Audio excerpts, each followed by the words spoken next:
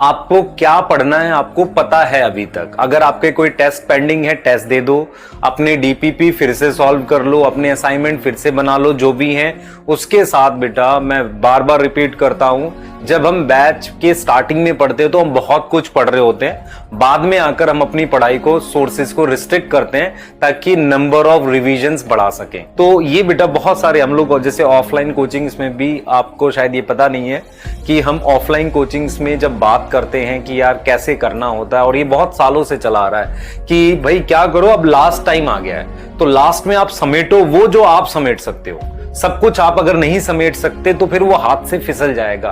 आप खुद से सोचो बेटा, क्या जब आप जर्नी पर जाते हो फाइनली, पहले तो आप पता नहीं क्या क्या अपने बैग में रखने के लिए रख लेते हो, ये भी करेंगे, ये भी ले लेंगे, ये भी ले लेंगे, लेकिन आखिर में आप क्या ले जाते हो?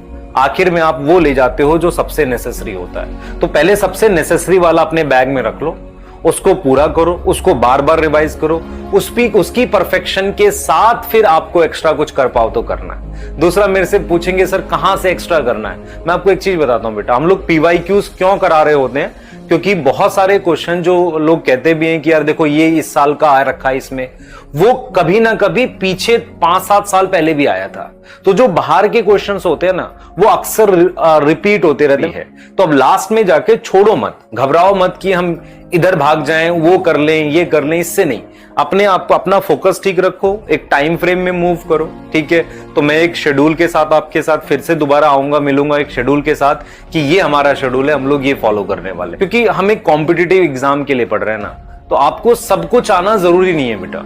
कॉम्पिटिटिव एग्जाम का मतलब ये होता है कि कम समय में रेलेवेंट टॉपिक को प्रॉपरली कवर करना ही कॉम्पिटिटिव एग्जाम है।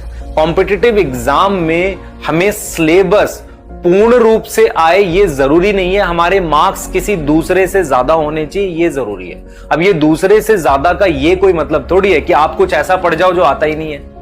दूसरे से ज्यादा नीट में मीनिंग बायो के लिए बता रहा हूं, आप परफेक्शन की तरफ जाओ, आप मिस्टेक कम करो, और वो मिस्टेक तभी कम होगी जब आपकी जो मेन कोर बुक है उससे आपका लेवल ठीक रहेगा, वो आप चीज समझ चुके होंगे, तब वो मिस्टेक कम होगी।